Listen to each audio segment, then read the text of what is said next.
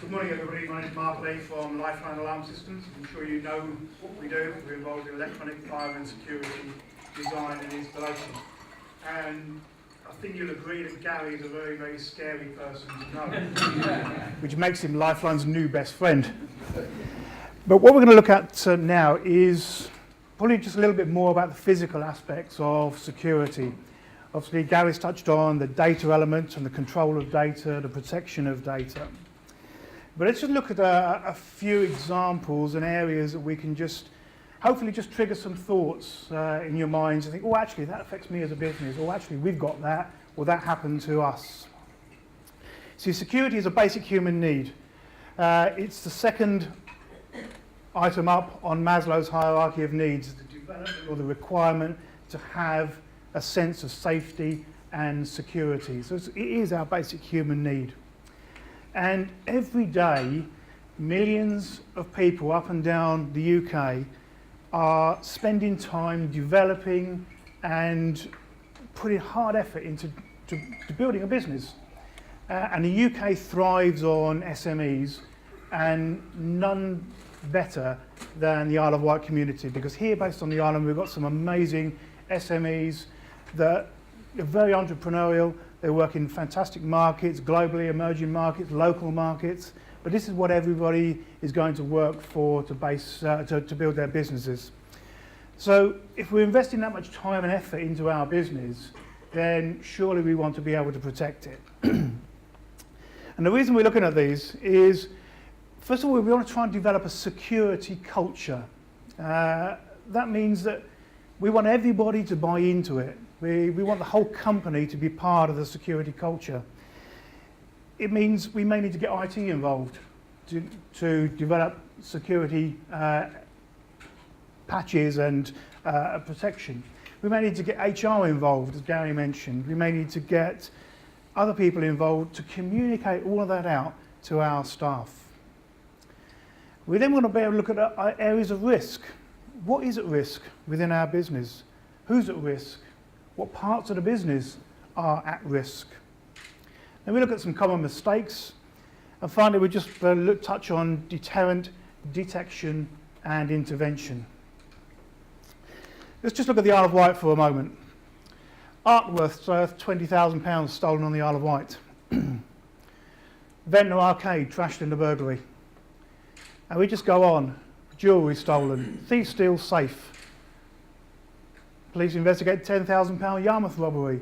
And we can go on and on and on with just various different elements that have hit our news locally within the last 8 to 9 months. Latest one we saw, cash stolen in an armed robbery in Shanklin. Who would have thought that here on the Isle of Wight we'd have 2 armed robberies within the space of 3 weeks? And while we're doing this, a bit of community service, does anybody recognise that man? Wanted for armed robbery. Gary. Same build, isn't it? Yeah. So these are the areas that we're going to look at. Now, in the UK, 51% of all UK SMEs have been targeted either by or been the victim of fire or crime in some way.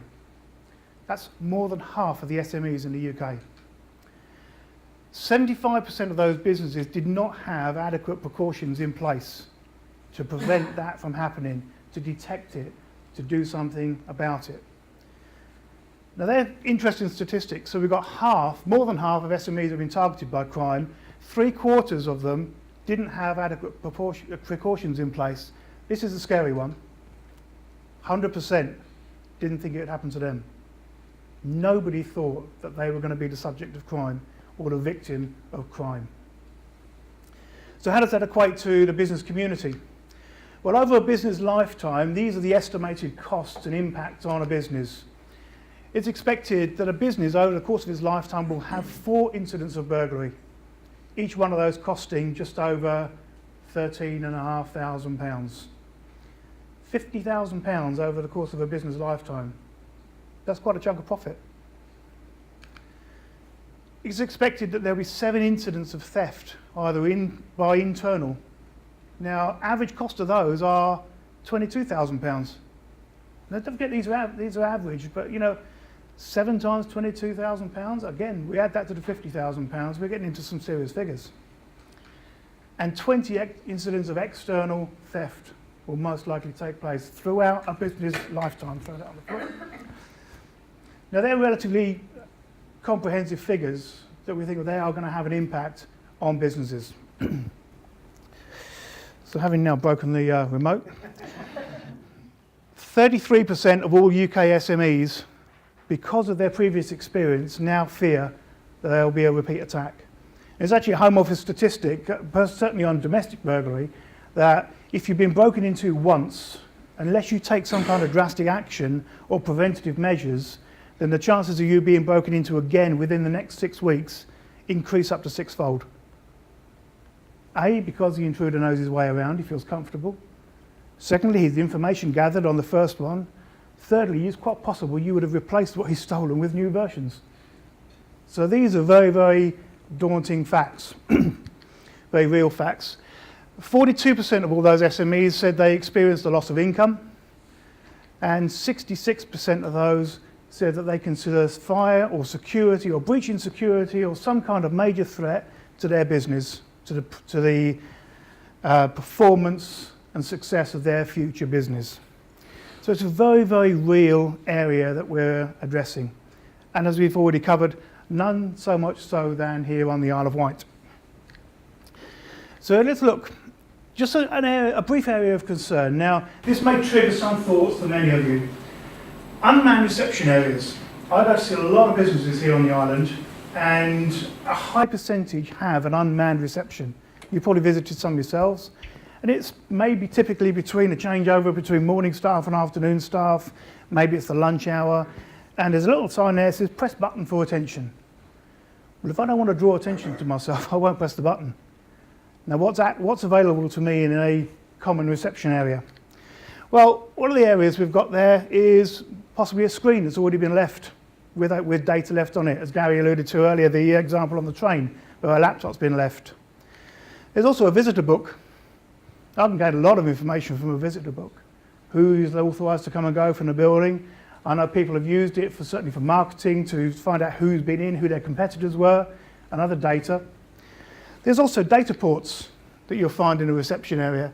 Now, there was a company recently that commissioned an organiser to come in and find out what they could about the company, data-wise. And they said, you will not breach our firewalls. You won't do it. And they gave them a certain period of time within which to do it. And the way they did it was they turned up early for a pre-planned appointment.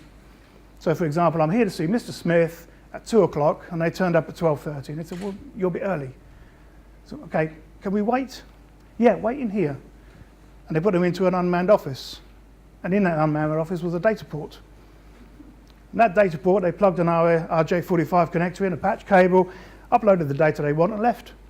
And then submitted a report back to the MD. And he said, well, you didn't turn up for your meeting. He said, we've got everything we need. We uploaded all your data from that point. So who do we know is going in and out of our buildings?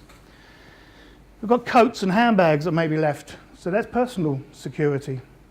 Who's got access into the rest of our building? We have a due diligence as well as directors and as officers of companies to make sure that we know who's on the building premises, just in case of fire, an emergency. So who's got access? Who comes and goes?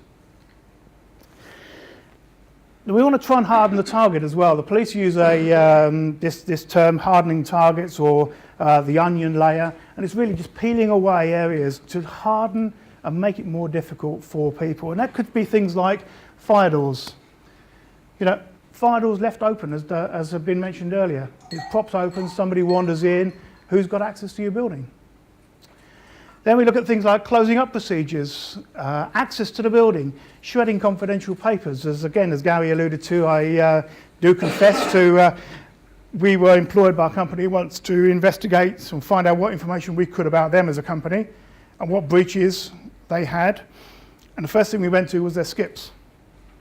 And pulled out the skips, we found confidential data, industry secrets, customer databases, we found directors' salaries, we found appointment letters, all of which we presented at board level, and the meeting was cut quite short very quickly, saying, thank you, let's not go into that any more detail, please. But that's quite serious data. So where is that data going? Parking areas, rear entrances, cleaners. Many companies employ cleaners and then trust them to close up the business at the end of the day. Well, who are the cleaners? What credentials, what security arrangements have they got? Do you know that they've actually set the alarm system when they've left? Well, there's methods in place that we can put in that, again, companies can be all, alerted if the alarm hasn't been set by a certain time. So there's many, many areas that we can investigate. So what we're trying to do really is prevent these things from happening. We're hardening the targets and stopping it from happening in the first place. Now, some of the many areas that we look at, I tried to think of a very, very inert business, something we may consider to be quite, should we say, it's not a high-tech data business. It's a hairdresser's. That's not the one I go to, by the way. Mine's a bit fancier than that.